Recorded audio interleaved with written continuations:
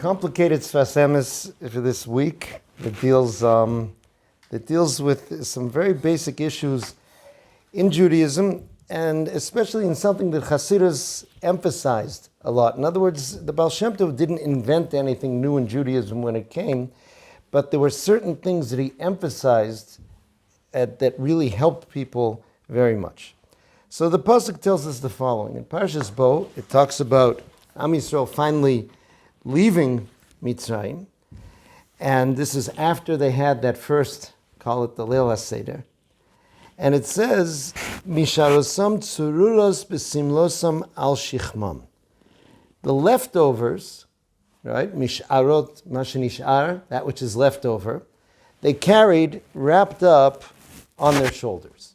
Okay, in Sfardis Seder Pesach, part of the whole thing is people put some matza in a bag over their shoulder, and people ask, where are you coming from, Mitzrayim? Where are you going to, Yerushalayim? Acting out that thing as well. Now, the Medrash asks a very practical question. The Medrash says, right, in the Mechilta, V'chilo haya lahem behemos? Why are you carrying your leftovers on your shoulders? They went out, they got camels, donkeys, whatever they needed. The Medrash says that every Jew had these Libyan donkeys, right, that were great pack animals, because they took a lot of stuff out of Mitzrayim. And this is what you have over your shoulder. Why? What were they carrying also? Rashi says, it was the remains of the matza and maror from that first night, from that first time eating matza and maror. Even go. Okay, so when you look at the end of the Seder, at the Seder table, there's like wreckage on there. You know, there's some lettuce leaves and there's some broken pieces of matzah. People don't often value it. Here they wrapped it up and they carried it with them out of Mitzrayim. So the Sfas Emes explains as follows. Ki hine ikar tachlis ha-mitzvah lios nisha mimeno rishima ba'adam. The main purpose of a mitzvah is that it will leave an impression upon you, that you are a different person after you did the mitzvah than before you did the mitzvah. Meaning that there's two ways of doing a mitzvah.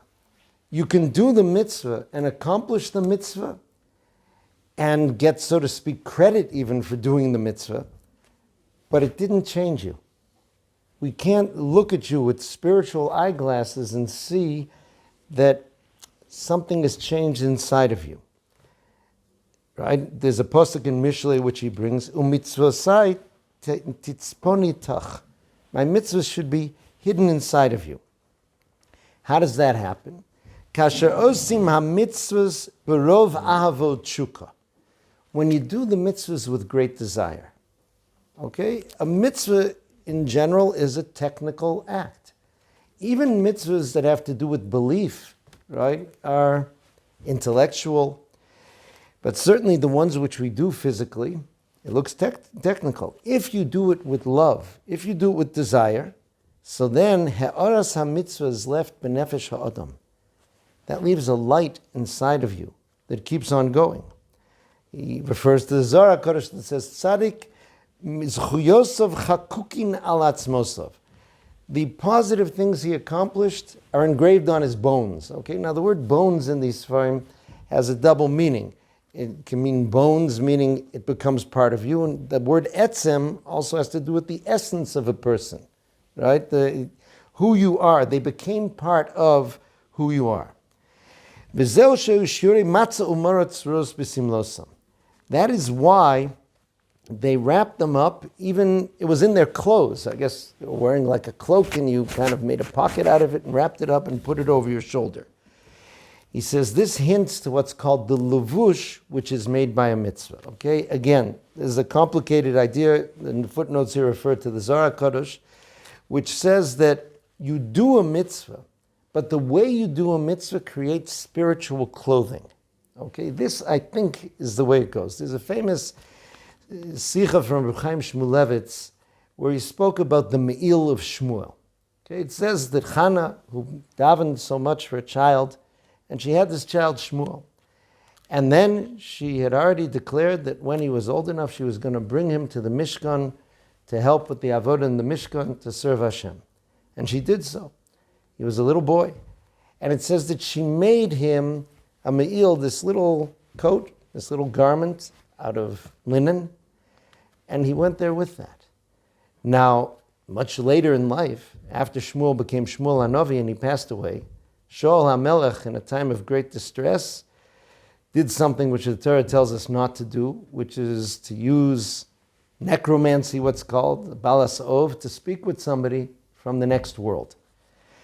And he did this, and the woman he went to said, I see someone, and because he asked her to get him in touch with Shmuel, and he asked her a description, and she described him as wearing that garment.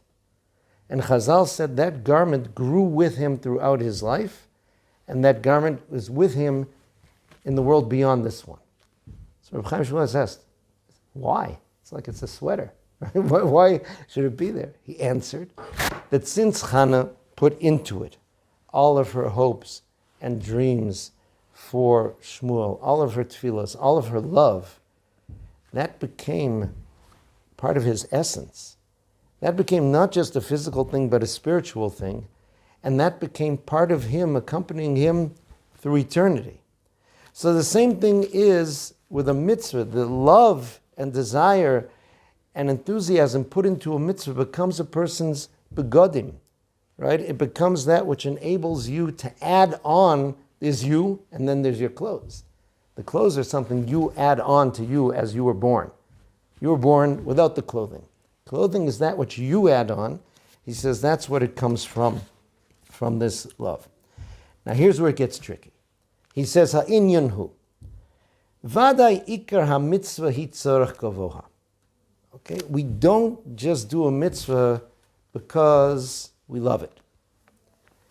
And sometimes when a person realizes that, that almost takes the enthusiasm out of it, right? A person says, oh, you look like you're excited to eat matza on Pesach. Yeah, I love it. Okay, but even if you didn't love it, you have to do it. Hashem says you have to eat matzah. So what are you getting excited about? Whether you love it, whether you don't love it, everybody has to do it.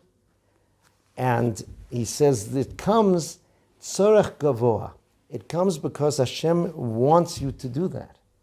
And that is really our overall reaching kavanah, so to speak, is to do it, what's called lishma.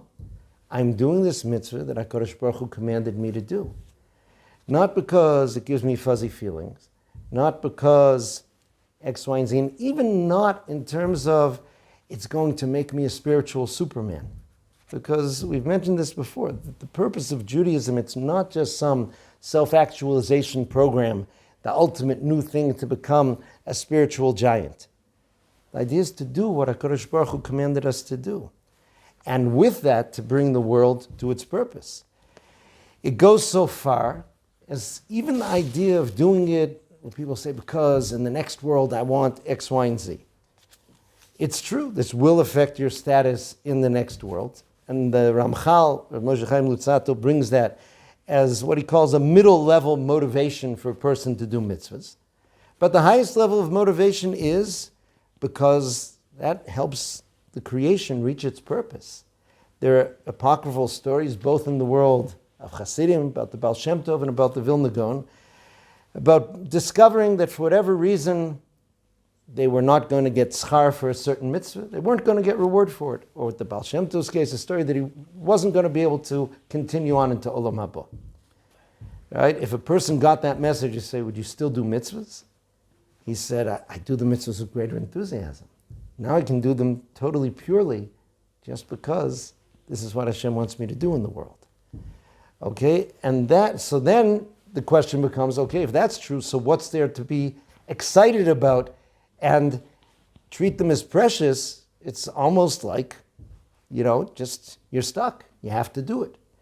But that attitude toward Judaism causes Judaism to disappear. So how do you balance the two? He says, a person does it l'shem shamayim, but that alone, the fact that you have the ability to connect with Hashem's ratzon and to bring Hashem's ratzon into the world, and to bring the world to its purpose, that is something that a person loves. That is something that even naturally, if you get your head and heart in the right place, so you sing with joy to be able to do that. If you really get in touch with what it is that you're supposed to be doing in the world, that's what's called to be botel, so to speak, to be subsumed in the mitzvah. Right? He talks about this. He says, if a person is mitlabesh kulo be'ora mitzvah, that you go into the mitzvah, you say, I am joining with the mitzvah. By joining with the mitzvah, I'm joining with HaKadosh Baruch Hu. I am bringing this entire universe to its purpose. When a person can do that, so then it leaves a great impression upon you. Okay, let me try to flesh it out a little bit more from some other sources. There's a sefer by Reb Simcha Zissel Broide, who was Rosh Yeshiva in the Chevron Yeshiva. He gave these shiurim on Chumash and Ramban, and he speaks there about Cain and Hevel. Okay, now Cain, it says, was the first one who came up with the idea of a korban. That was his idea, to take something of his and to dedicate it to Hashem. And what did he choose? It says he took peros, he took from the fruits that he grew. Chazal say, puzzlingly, it was flaxseed. Okay? Min hagarua shebahem. He took from the worst stuff he had. Flaxseed, people say it's healthy, but it doesn't look like much, it doesn't taste like much. Hevel, on the other hand, took mibchiros tzono michel behen. He chose the most choice sheep and the fattest sheep. Now, why would Cain take something so low grade? Couldn't be that he was cheap. There were very few people in the world that didn't have to share that much. So he explains that Cain was dealing with a problem, a philosophical, theological problem. When you do anything physical in this world, saying that this is something Hashem wants, or this will, so to speak, bring Hashem pleasure, you get into the danger of viewing Hashem almost as physical. He says, the idea that I prepare a tasty korban for Hashem, that sounds very dangerous, very heretical. Ein lo demut haguf, ein lo guf. Hashem's not physical at all. The concept is what makes the difference to Hashem. It doesn't matter what it is. It's the concept. Why would why would one even think that way? It's even played out by the psukim, the danger is there. When it talks about et korbani lachmi leishai. Hashem calls the korban my bread, so to speak. Okay, so the idea... But all these words have spiritual meaning. Correct. And when we think that a Kadosh Baruch Hu is a Basar Adam or something like that, it's like we're missing the Exactly. point. So but, therefore, yeah. my original question is what is one thinking when even thought process to go there? The danger is there, and it's been there throughout history, and it's there in the world of Avodah Zarah. So that's why it had to have a counter. Now Hevel, right, and he says this was the basic of the argument between Cain and Hevel. And Cain refused to believe, even after Hevel's korban was accepted, that Hashem likes barbecued lamb better than a handful of flaxseed. And that was what led him even to kill Hevel, because he felt that Hevel was heretical. But the decision was that Hevel's approach was correct, because HaKadosh Baruch Hu made us human, and human beings have emotions, and human beings have a sense of beauty. And therefore, when we put everything that we have as human beings into the mitzvah, into what we find is beautiful for the mitzvah, into what we find is attractive in the mitzvah, exciting about the mitzvah, that's our way of connecting our humanness to that which is beyond. And that's the way it's supposed to be done. Okay, now he brings an interesting comparison.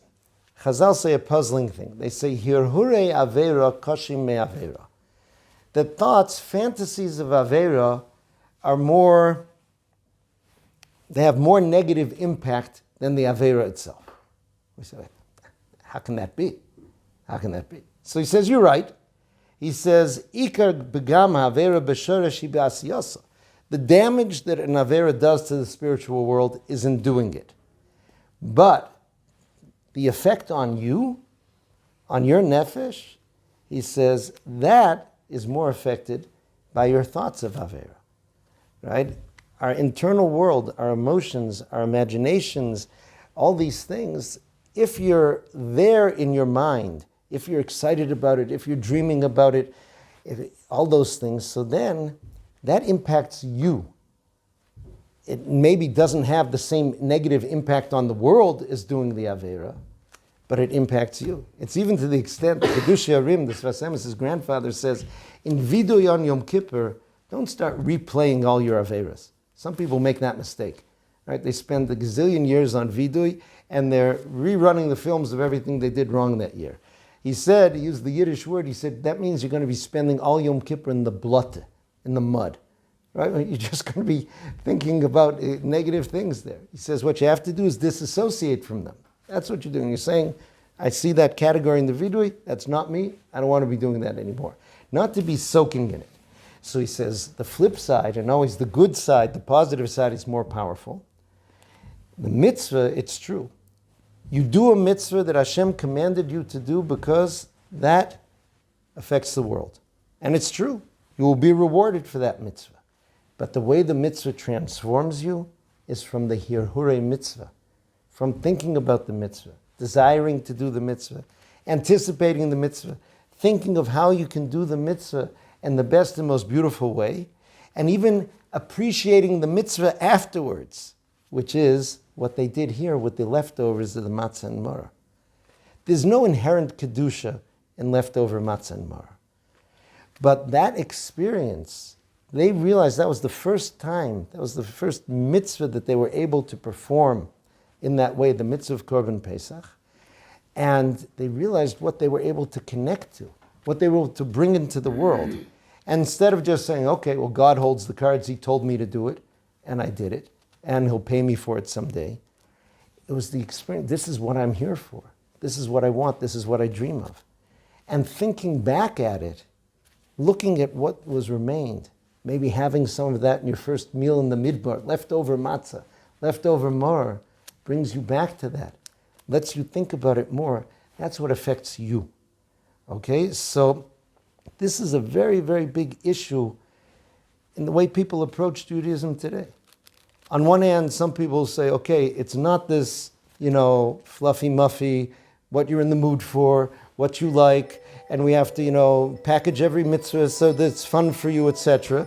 This is something important, this is something you got to do, and this is what we do. On the other hand, right, if a person just views it as some type of, obligation they have to do that you're caught into, and not something that's your life, like we say, Kihem chayenu v'erech yamenu, then it doesn't affect you.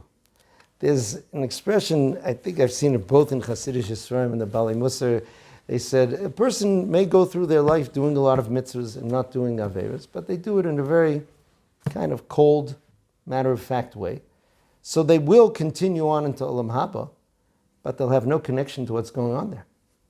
Right? Meaning, as we continue on into that next world, it's all about the connection we built in this world, how we built our emotions, how we built our very humanity to connect to those things of Torah and mitzvahs. So you'll be there, and all of that light will be around you, but it's like, so what?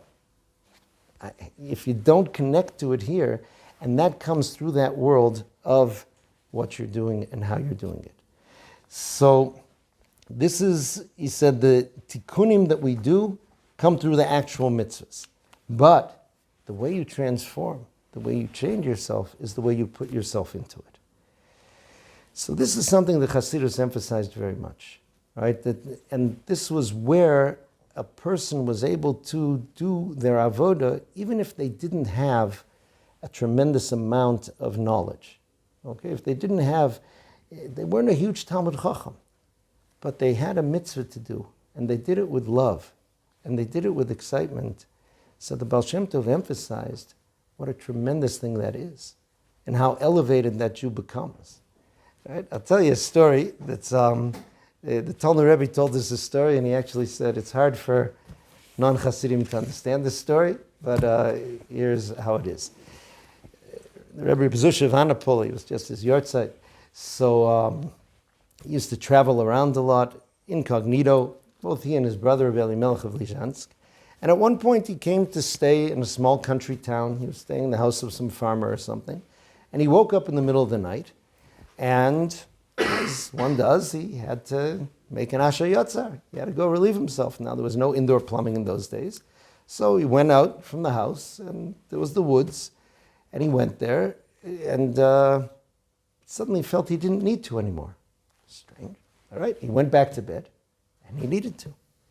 He went back outside. Once again, he felt that he didn't need to. He said, something's going on here. So he started looking around, and he looked up, and he saw that between a few trees, there were some cross beams. Like 4 trees that were kind of spaced out, and there were some beams on top going between them. He said, I've got it. This must be where this Jew builds his sukkah. And the sukkah, it left an impression of Kedusha in the area where the sukkah was. So Min HaShamayim, they stopped me from doing something that would be disrespectful to that place where the sukkah was. He moved off a little bit, did what he had to, and made his asher yatzar. The next morning, he says to the Jew, he says, I was out back last night and I saw between the trees you had these boards up. He said, yeah, that's my sukkah. He says, what do you do for walls? He said, what, a sukkah needs walls? End of story.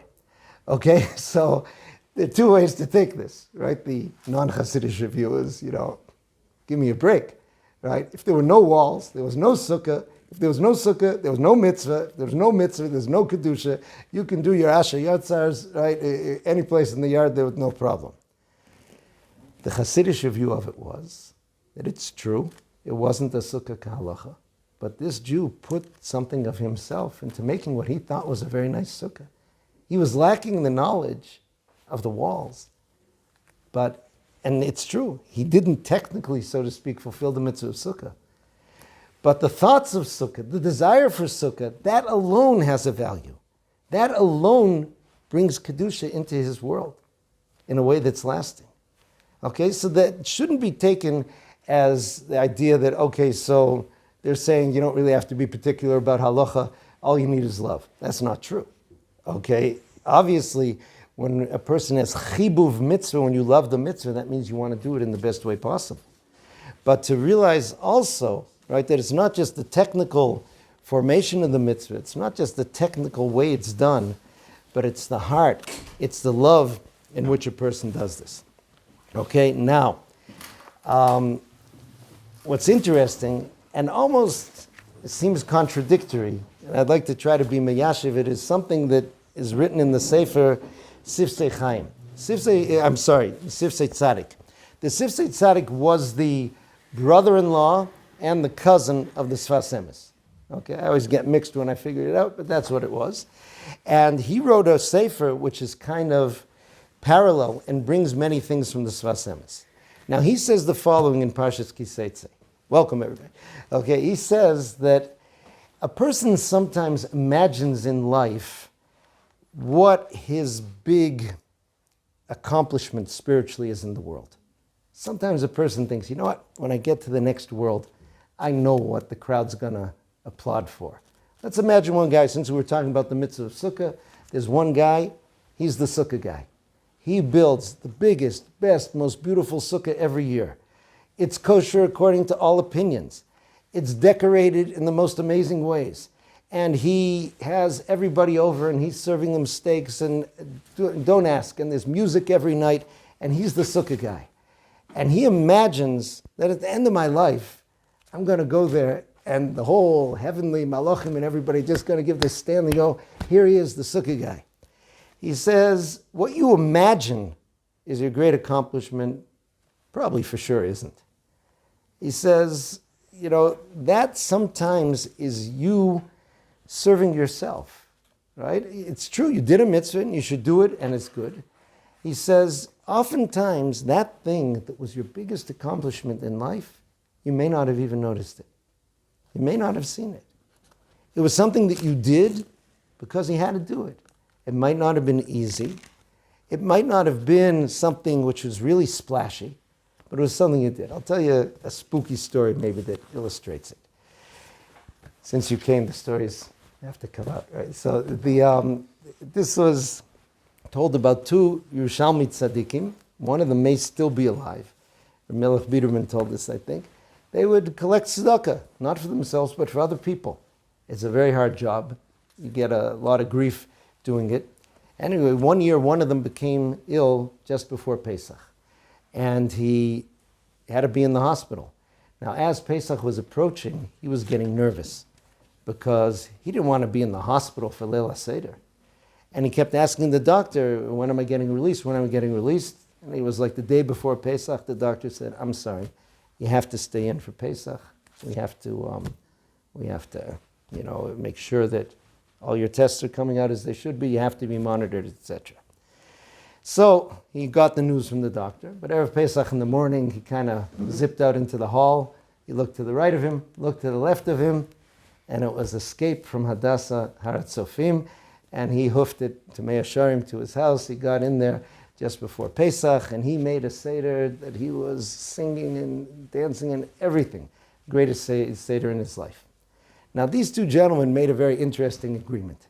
They made an agreement that whoever passes away first should come back in a dream and tell his friend something from the next world.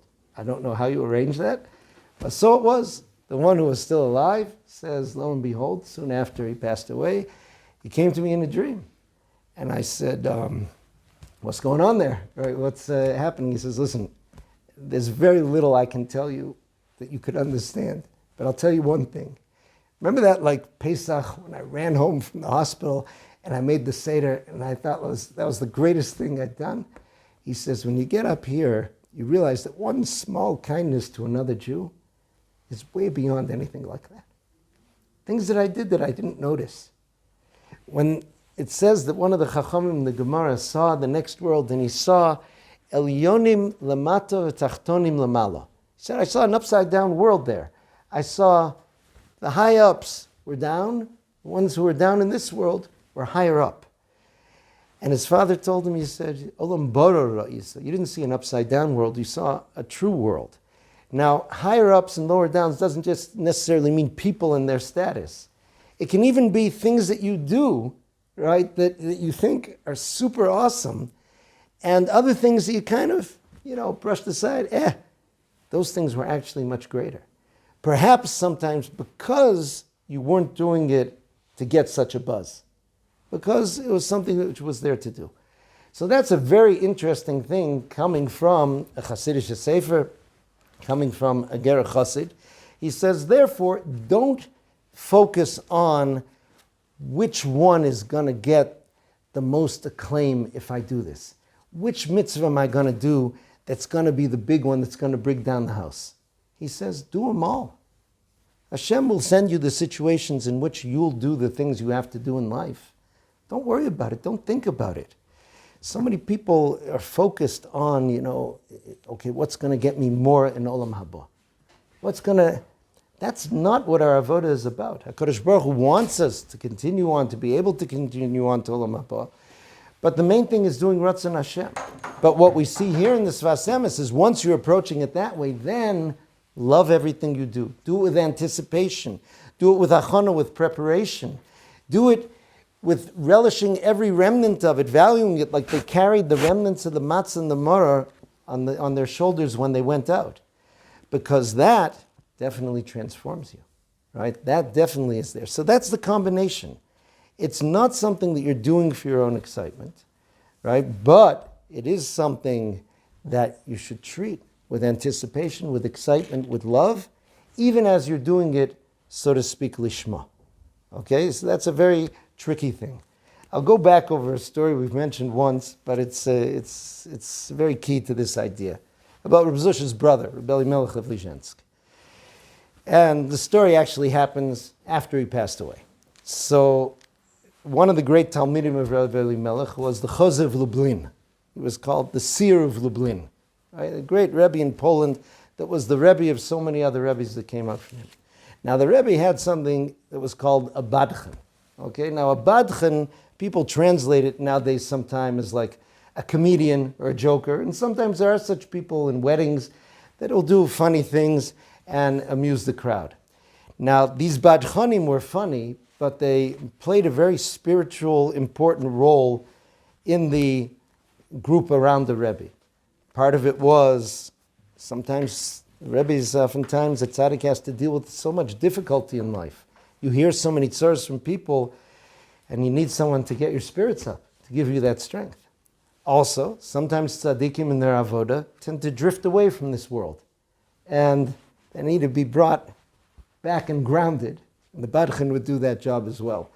For example, another story about this same badchan of Chozeh of Lublin. It says that once the Rebbe told him, after he made some kind of joke, he said, enough, I want you to take a break, no jokes for a year. Okay, the Rebbe said. The next day at davening, so the Rebbe was davening a very long davening, and you could see that the Rebbe was like in other worlds, what they call hispashtus agashmis, almost that his spirit was separating from his body. So this badchan started going around the shul looking at people's faces, and people started to giggle. And so I said, what are you looking at? He said, I'm trying to find the person with the whitest beard. I said, why? He said, I'm trying to find somebody who was alive before the Rebbe started davening. Right? So everybody cracked up. The Rebbe finished the Shmoneh Esrei. He said, I thought I told you no jokes for a year. He says, my problem, you davened for longer than a year? Okay, so that's just an example. And it's hard for us to even have a concept of what's going on. There's something there. So anyway, the Chozeh Lublin has this badchan. It's the first yahrzeit of his Rebbe, Rebbe Elimelech of Lizhensk. The Rebbe died on that day. And the badchan saw it. The Chozeh looked kind of down. He was remembering what he had. He was remembering this vacuum in his life without having the Rebbe. So the badchan came and said, would you like to hear what happened when Rebbe Elimelech came to the next world? He said, all right, let's hear. He says, okay. So he came to reception, and there was a malach that said, come, I'm going to take you to your room. So he took him to a room. You want to hear what was in the room? He said, let's hear. He said, there were beautiful bookshelves full of all the sfarim you could want, from floor to ceiling. And there was a lovely table and a comfortable chair, and on the table there was a steaming cup of tea and a little silver box filled with the finest shmektabik, right, the snuff that they used to like to take. So he says, and you know what Rebbe Elimelech said? He said, tell me. He looked around and he said, all my life I've been telling the Hasidim to be careful not to end up in Gehinnom, and here I am, and it ain't so bad. And the Chozeh clapped his hands. He says, that must have been what happened. Okay, so what's the depth of this story? All the Rebbe explained it this way. What he meant to say is, we often fuel ourselves, and we imagine that tzaddikim are fueled in their avodah because I know that I am becoming one of the spiritual superstars of the world. Right? I am a tzaddik, and every next thing I do is just adding to my tzidkis, and don't ask what my experience will be in the next world. I said, no. Rebbe Elimelech, all the avodah he did in the world, all of the chesed, all of the tzedakah, all of the teaching Torah, all of the helping people, he could have done in the context of thinking, you know what, I may be going on the down elevator instead of the up afterwards. But that doesn't affect why I'm doing what I'm doing. I do it with my everything because that's my existence. That's what I'm here for. That's what I'm supposed to do. That is, right, the picture of our avodah. To be able to do it with all of that fire, but to be doing it l'shem shamayim. Not to be doing it self-serving even to that extent. This is what's represented by the matza and maror over their shoulders. Love of the mitzvah, sometimes if we do it wrong, it comes into self-love. And then it gets into arrogance. And then it can get into the idea of competition and feeling that somebody else and their spiritual progress is cutting into mine or is holding mine back, right? A person might think, listen, I'm a great learner. I can't help that beginner, right? Because I got to cover ground. I got to get to where I'm going to get. Life is short. That's a person who's looking at things in terms of themselves. The question to ask is, what does Hashem want? What does he want in this case? right? And you say it may not be glorious, it may not look so great, maybe something, but you do what to do. Famous story about Rabbi Shimon Lavi, who wrote the famous song Bar Yochai, right? That famous piyut, which is one of the greatest hits, right? Always sung by Ashkenazim, sung by Sfardim. Everybody singing more or less with the same tune, the basic one. And how did he write it? He lived in Morocco, I believe it was, and he always dreamed about coming to Eretz Yisrael and being able to. He was a great student of the Zohar Kodesh of Rav Shimon Bar Yochai. He wanted to come to Miron. He wanted to spend his last years there. So toward the end of his life, he started traveling. On the way, he stopped off in Libya, in Tripoli, and he went into shul, and he was just shocked by how ignorant people were. And he said, can I ask why you guys seem to know so little? And they said, because we don't have anybody to teach us. So he said, okay, I'll teach you. And he stayed there the rest of his life. He didn't make it to Miron, but he did write that piyut, right, that's sung in Miron and other places, always for the rest. Meaning, if you do that which Hashem wants you to do, and you do it with your heart and soul, so then that connects you. And it connects you to everything a person needs to be connected, and that does it, and it changes it. Moshe Feinstein said that a generation was killed in America because kids of immigrants would come to their parents and they would say, this is really bad. We go to public school, but you tell us we can't do this, and we can't eat this, and we can't do that. And he said the parents would answer, in Yiddish they would say, it's hard to be Jewish. He said that was a big mistake, because the whole message of America was pursuit of happiness. Right? You don't come here from Europe to America to live a hard life. And therefore, they left. If they would have explained to them how beautiful it is, how significant it is, what a privilege it is, that is something, he said, that maybe could have held on to more people. Right? It's there. It's an obligation.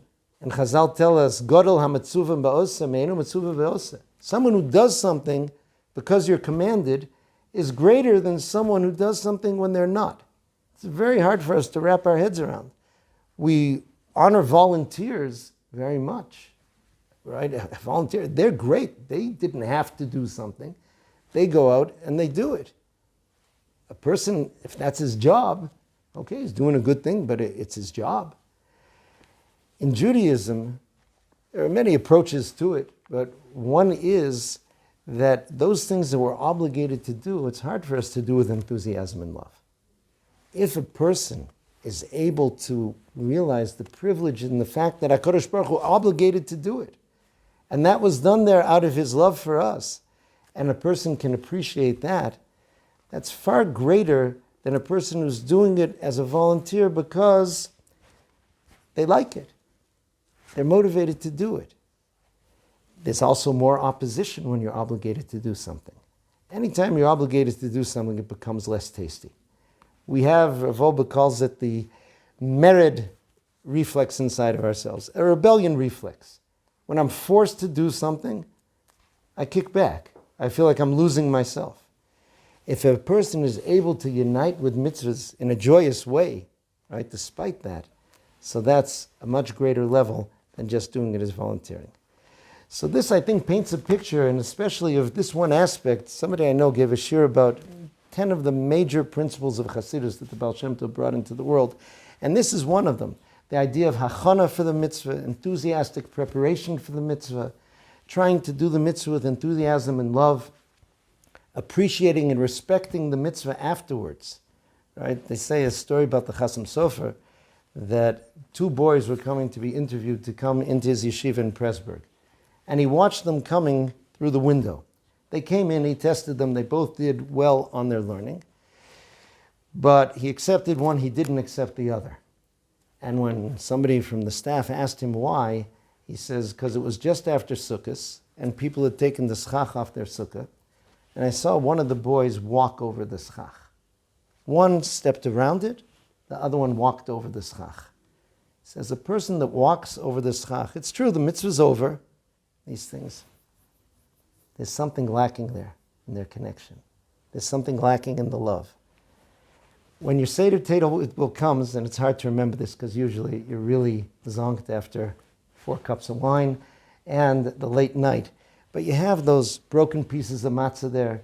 You have the slightly limp romaine lettuce that survived. You have some horseradish. Respect it. Love it.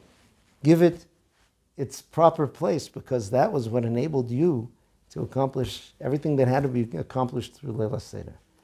It's here. It's in the pasuk. That's what they carried. The Mechilta asked why. They had animals. Why were they carrying it on their shoulder? The answer, chibuv ha-mitzvah, out of love. Obligation and love don't seem to go together so much, but that's who we are, and that's how it is. L'maisa, that's even a Jewish marriage. People sometimes get very turned off when they read the Ksuva.